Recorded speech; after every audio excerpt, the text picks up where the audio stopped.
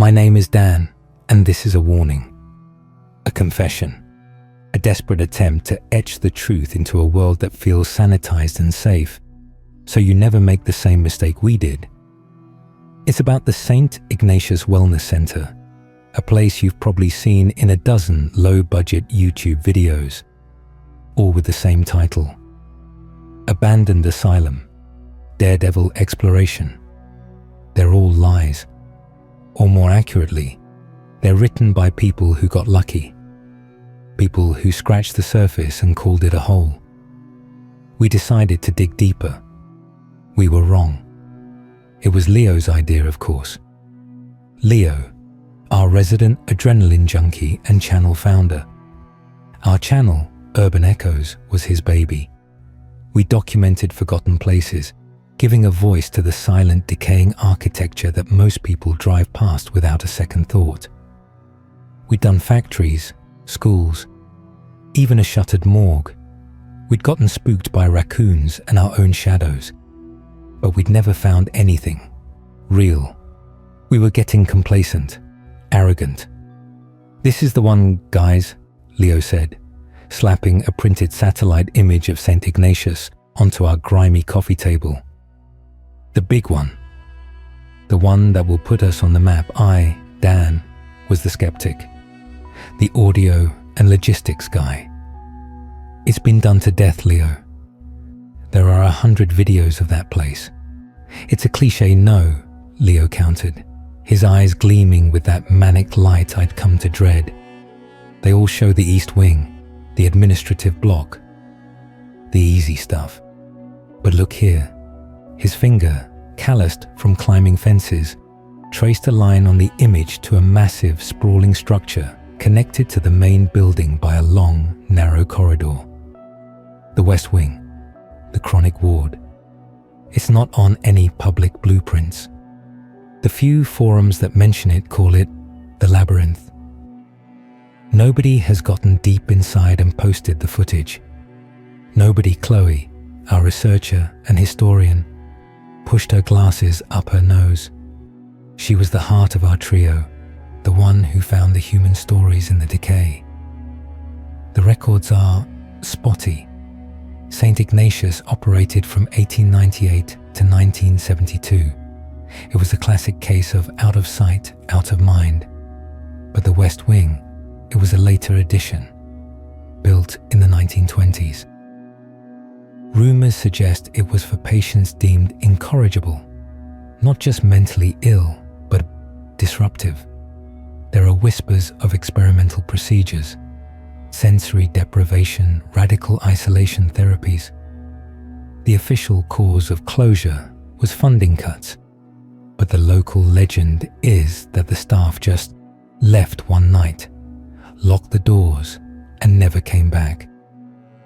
A shiver, the first genuine one I'd felt in a long time, traced a cold finger down my spine. "Why?" Chloe just shrugged, a nervous gesture. "The stories don't agree. Some say a patient uprising.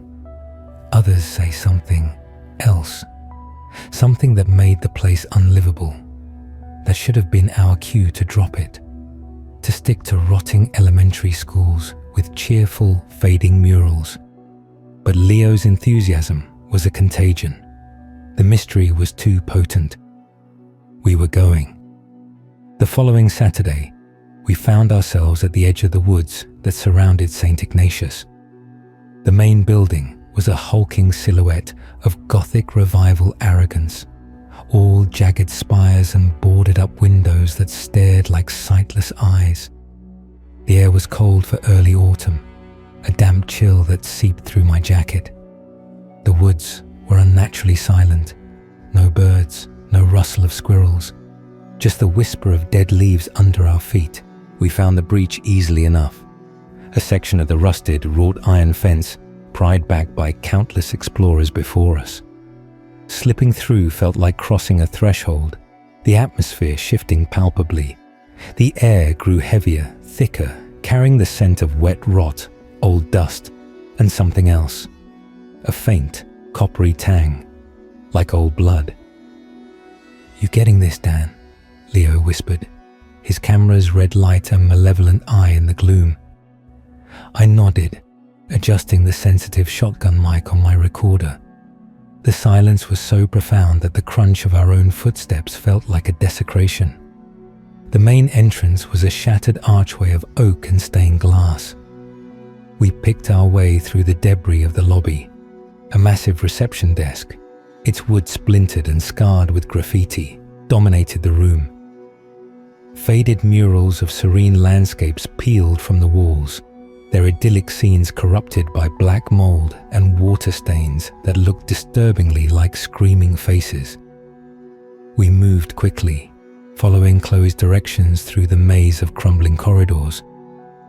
We passed the standard asylum fare, small, cell-like rooms with rusted bed frames, a communal shower room with broken tiles and stained drains, a recreation room where a solitary mold-eaten leather ball sat in the center of the floor, as if waiting for a game to resume. It was creepy, sure, but it was the kind of curated creepiness we were used to, the kind you can rationalize. Then we found the door to the west wing. It was different from the others, heavier, made of dark, thick oak, reinforced with bands of tarnished steel. It looked medieval, and it was slightly ajar. "This is it," Leo breathed, his voice hushed with a reverence I'd never heard from him before. "The Labyrinth." He pushed the door open. It swung inward without a sound, the hinges suspiciously well-oiled.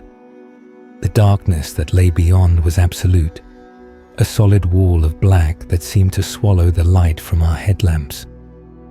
The air that poured out was frigid and carried a new, more potent smell. It was the smell of a butcher's shop left in the sun, undercut with the cloying sweetness of spoiled milk and a dry, ancient dust that caught in the back of the throat. I raised my microphone. Audio's rolling. The ambient sound in here is different. A low hum, almost sub-audible. I couldn't even hear my own breathing properly. It was as if the silence itself was a physical presence, pressing in on my eardrums. Leo stepped through first, his camera light cutting a swath through the black. Chloe and I followed, our own lights joining his. We were in a long, straight corridor, but it was unlike anything in the main building. The walls weren't plaster. They were padded. Thick, dark vinyl padding, studded with buttons, now ripped and torn in places, leaking a nasty-looking brownish stuffing. The floor was bare concrete, scarred with deep parallel grooves, as if something heavy had been dragged back and forth, for years. "This is intense," Chloe whispered, her voice trembling. She ran a gloved hand over a tear in the padding. "This isn't for soundproofing. This is to prevent the patients from hurting themselves." "Or to keep something in," I muttered, the words tasting like ash in my mouth. We moved deeper. The corridor began to curve, gently at first, then more severely. Soon, we lost sight of the door we'd entered from. The straight line was gone. We were in the labyrinth. The doors here were solid metal, each with a small grilled window at eye level and a heavy sliding bolt on the outside. Leo approached the first one, his camera lens peering through the grime-caked grate. "Empty," he said, a hint of disappointment in his voice. "Just a cot bolted to the floor." No window. He moved to the next. Same. The third door, however, was different. The bolt was shut. Leo gripped the cold, rusted metal and, with a grunt of effort, slid it back. The screech it made was deafening in the profound silence, a sound of pain that echoed down the curving hall. He pushed the door open. The room was tiny, no more than 6 feet by 6 feet. In the center of the floor, facing the corner, sat a figure. My heart leaped into my throat. It was a person, hunched and still, wearing a faded, striped institutional gown. "Holy shit," Leo whispered, his camera steady. "We've got one." A patient."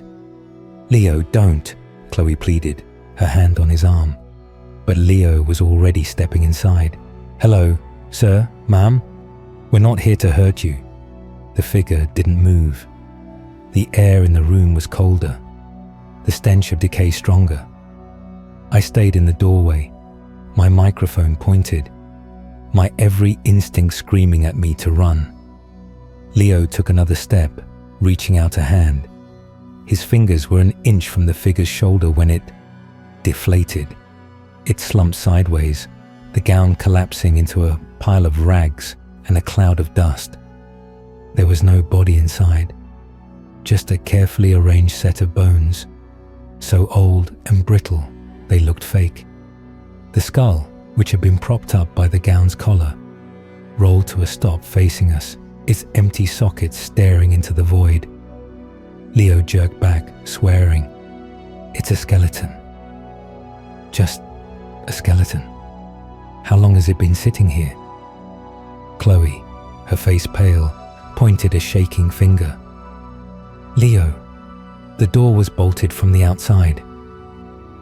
The implication hung in the frozen air, more terrifying than any ghost. Whoever this was, they had been locked in this tiny windowless room and left to die, abandoned. We backed out of the room, Leo pulling the heavy door shut with a final resonant clang. The sound felt like a full stop on our previous reality. From that point on, the asylum felt different. It was no longer an abandoned building. It was a tomb, and we were the uninvited guests at its wake. The further we went, the more the architecture warped. The curving corridors began to branch, to spiral, to lead to dead ends that shouldn't have existed according to the laws of physics. Our compasses spun uselessly.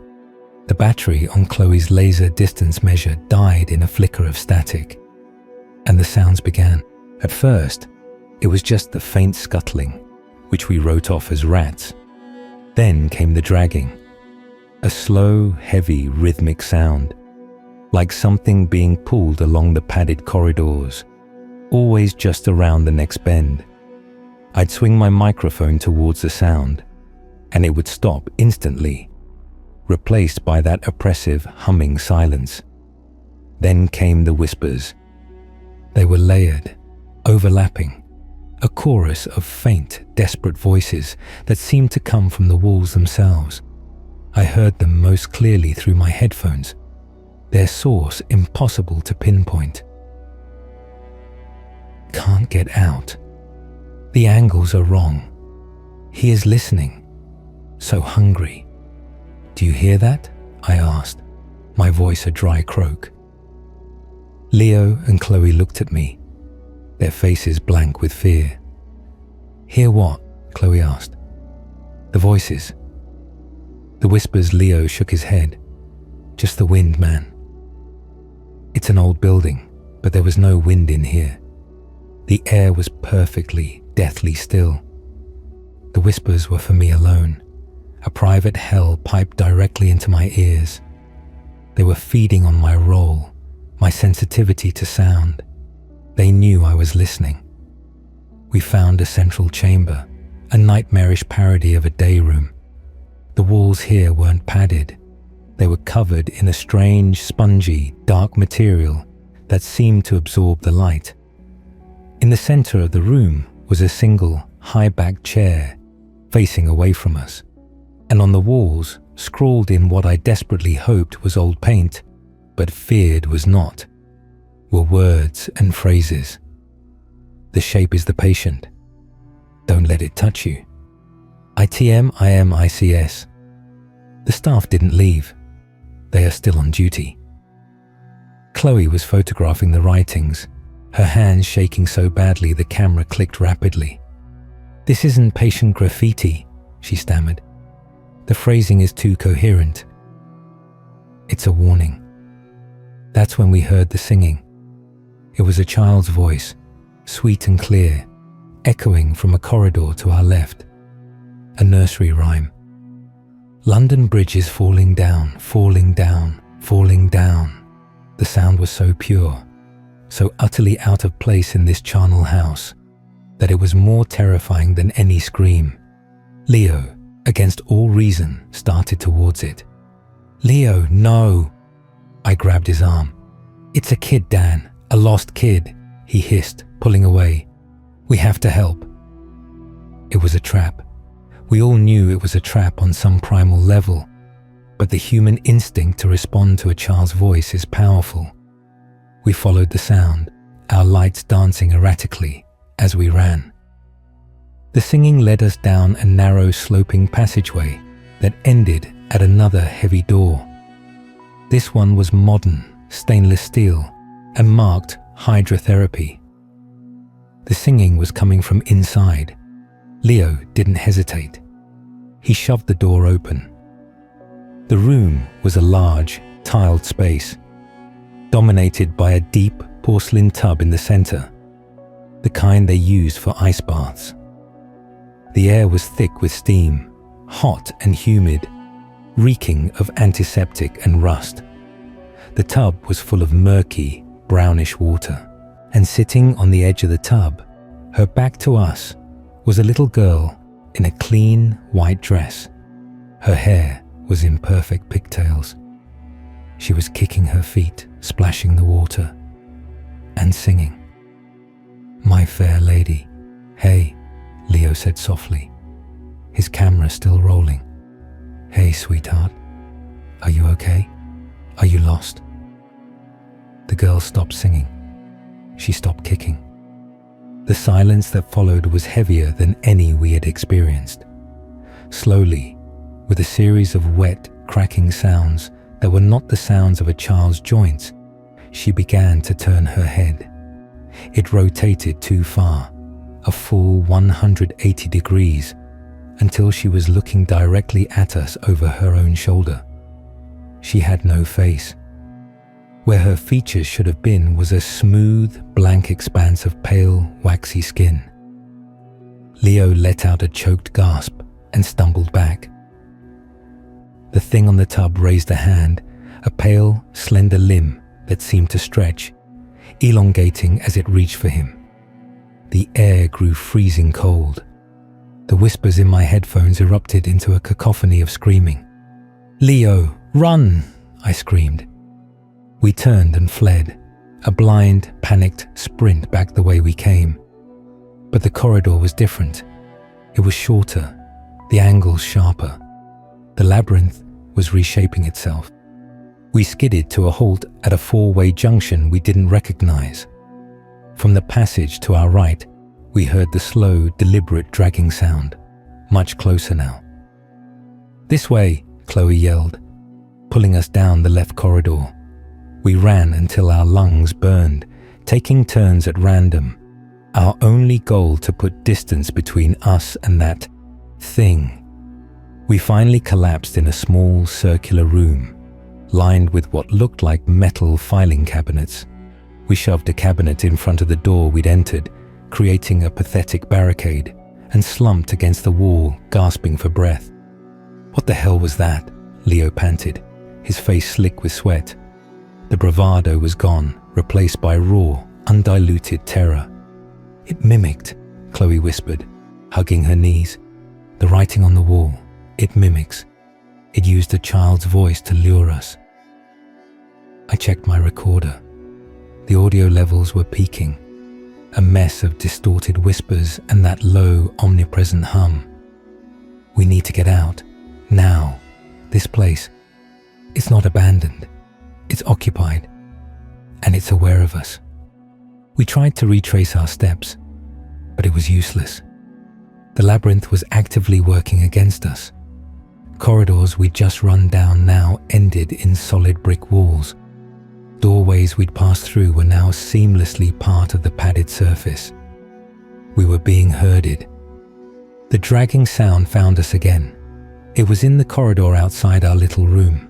Scrape, drag, scrape, drag.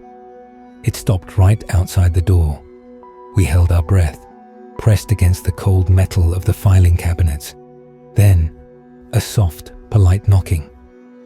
Tap, tap, tap. Leo raised his camera, his hand shaking so badly the image was a blur.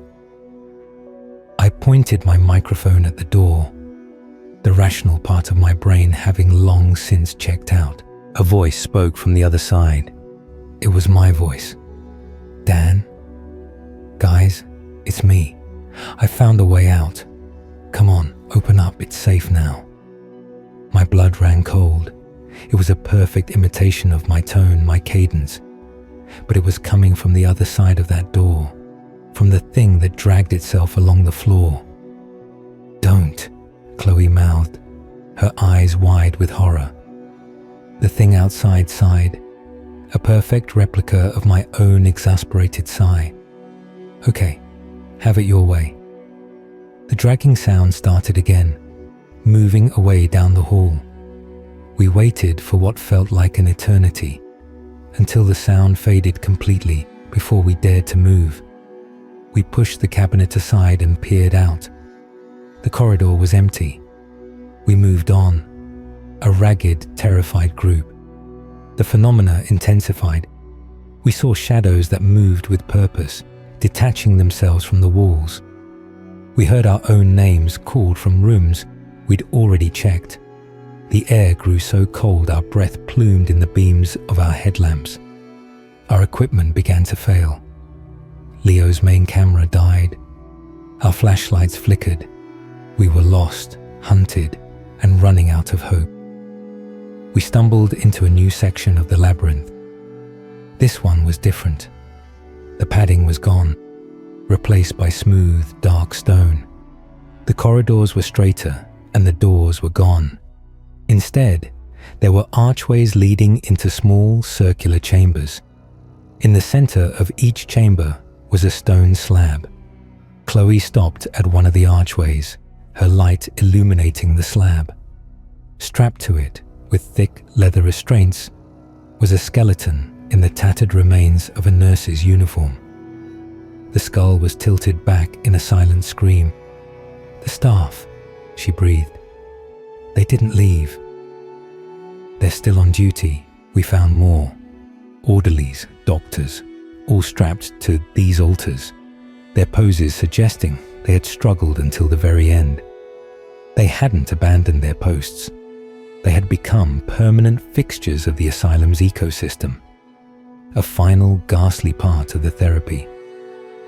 The final chamber was the largest.